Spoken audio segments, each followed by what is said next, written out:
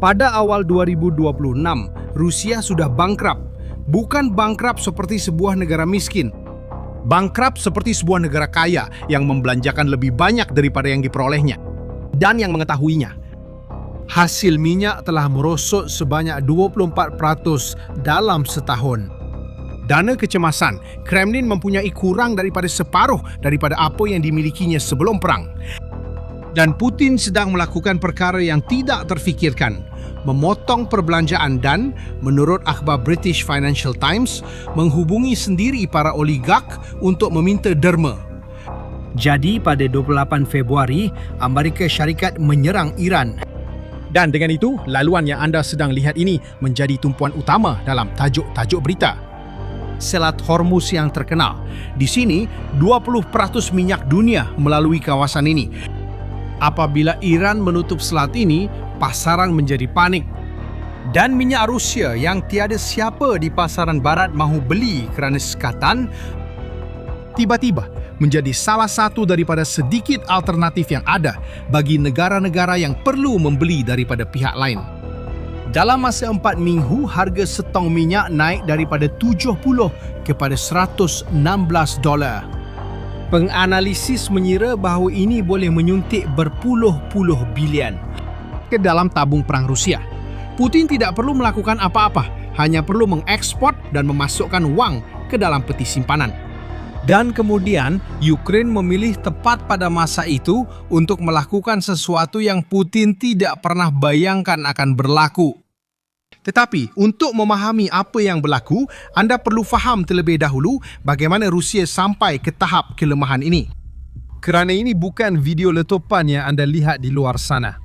Ini adalah analisis tentang apa yang berlaku di sebalik semua itu. Kisah bagaimana sebuah negara yang lebih lemah menemui jantung keuangan sebuah negara yang lebih kuat dan memutuskan untuk menekan. Lihat, Rusia menjual minyaknya dengan diskaun besar kepada China, India dan Turki.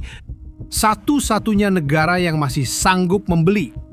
Pada Desember 2025, 1 tong minyak Rusia pernah dijual di bawah $40. Bajet telah dirancang untuk 59. Perbezaan itu diambil dari rizab kecemasan negara yang telah mengecil daripada $113 bilion sebelum perang kepada $52 bilion. Sementara itu, perbelanjaan ketenteraan mencecah hampir $200 bilion setahun. Kira-kiranya tidak masuk. Pada ketika itulah, lelaki paling berkuasa di Eropah mula meminta derma, meminta wang. Dan ini menimbulkan satu persoalan yang akan menjadi panduan sepanjang video ini. Berhenti sejenak untuk berfikir. Adakah terdapat cara untuk sebuah negara kecil memaksa kuasa nuklear berudur tanpa mempunyai tentera udara atau tentera laut yang mencukupi? Simpan soalan itu.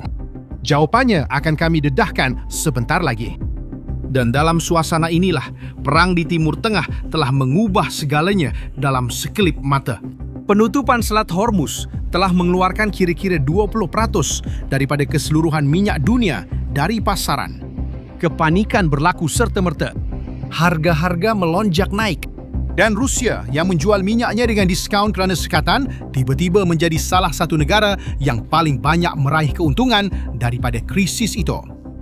Ditambah pula, Amerika Syarikat sendiri telah melonggarkan sekatan ke atas minyak Rusia buat sementara waktu untuk cuba menstabilkan harga global. Fikirkan apa maksudnya ini untuk Putin.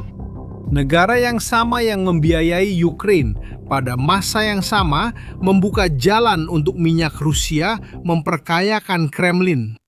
Satu percanggahan yang sangat pelik. Tetapi itulah realiti pada bulan Mac 2026. Putin mempunyai satu peluang. Sempit tetapi nyata. Dia hanya perlu mengekspor.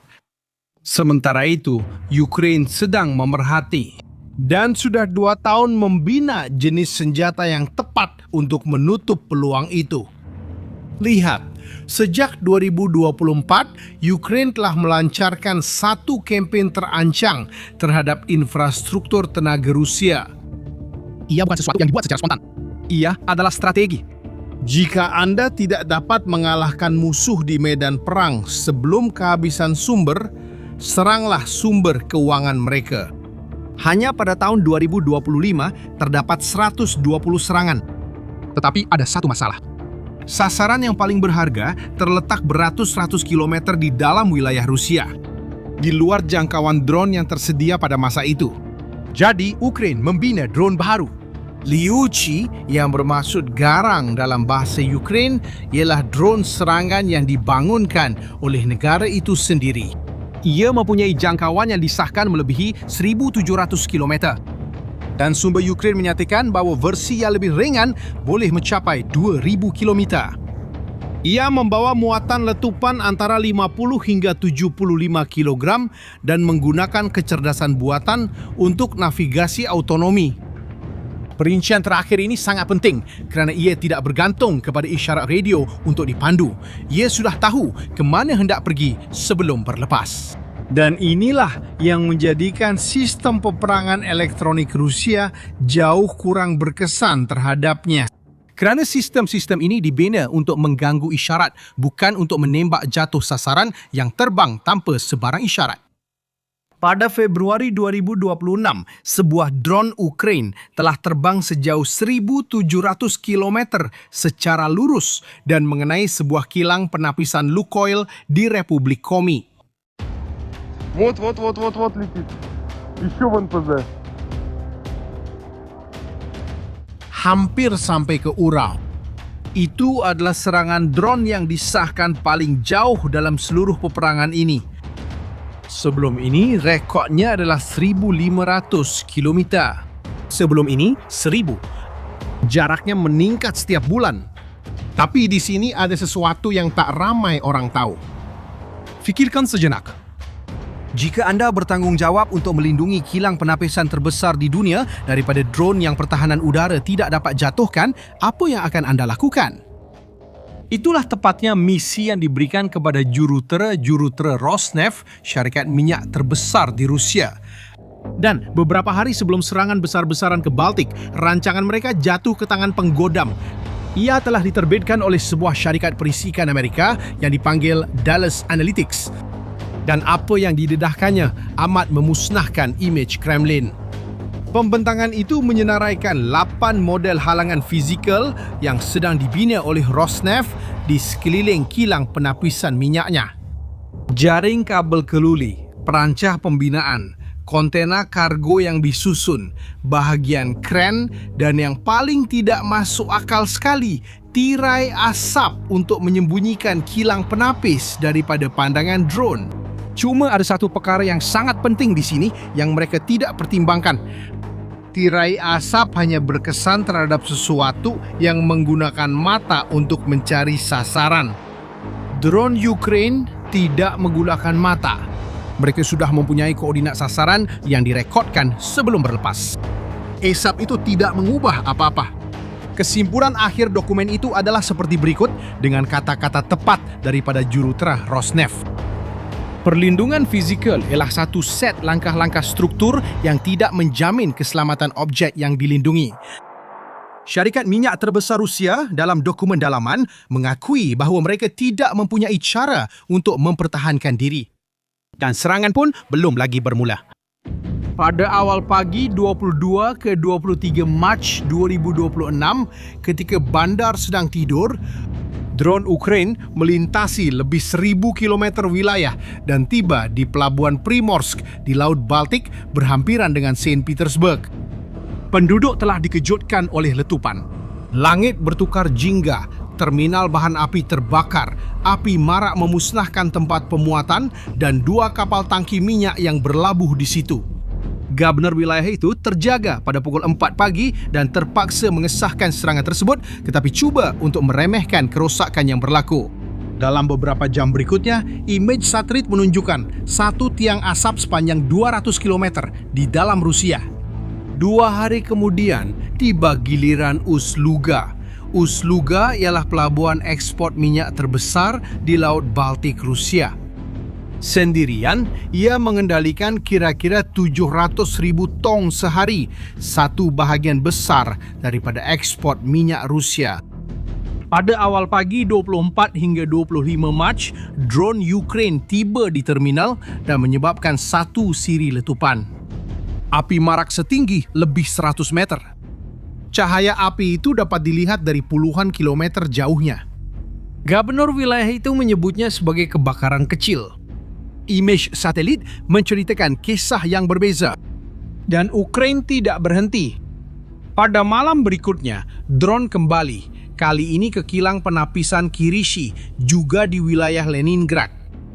Kilang penapisan itu yang dikenali sebagai Kinev ialah salah satu daripada 3 kilang penapisan minyak terbesar di seluruh Rusia. Ia memproses antara 20 hingga 21 juta tan minyak setiap tahun dan menyumbang 6% daripada kapasiti penapisan keseluruhan negara.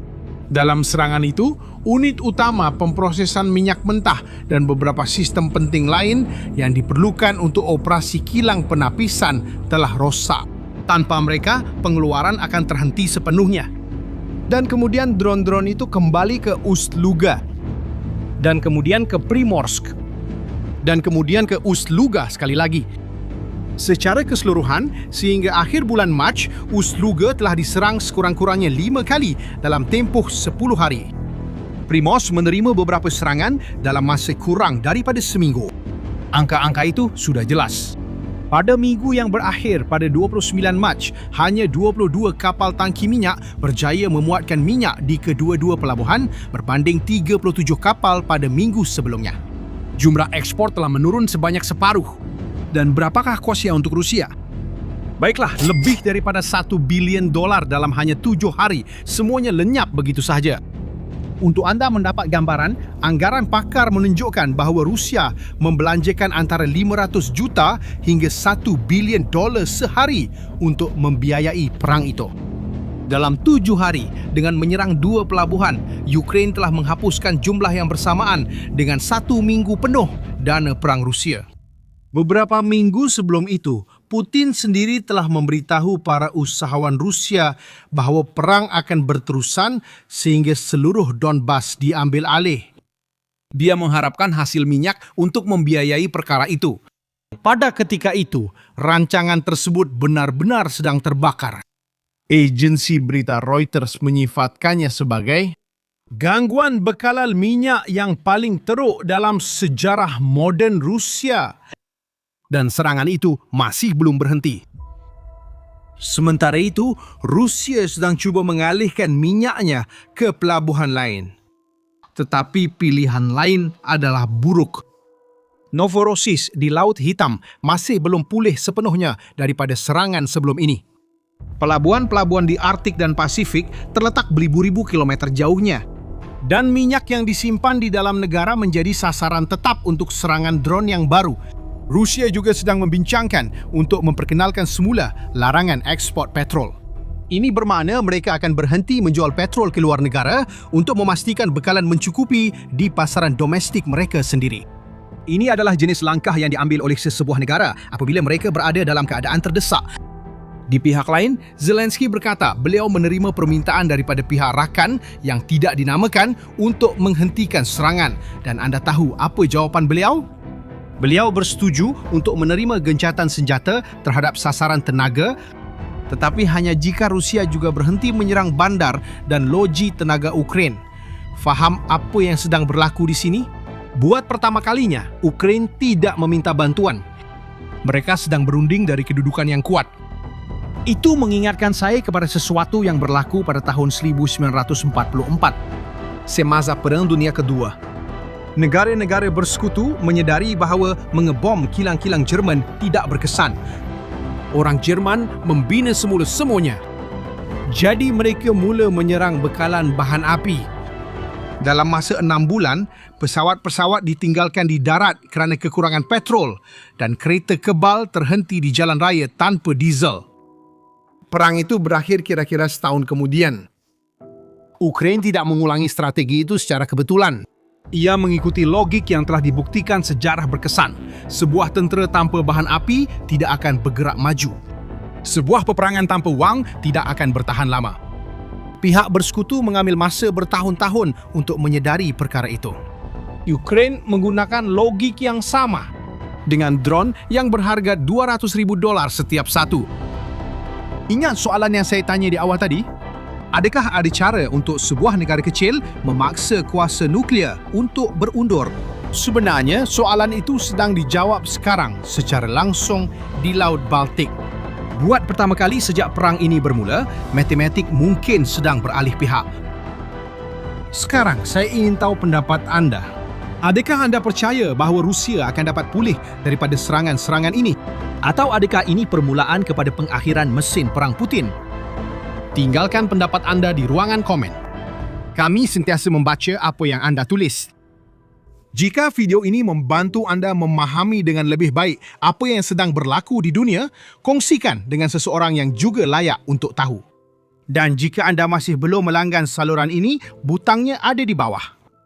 Setiap video baru adalah analisis seperti ini, tanpa meleret. Jumpa lagi di video seterusnya.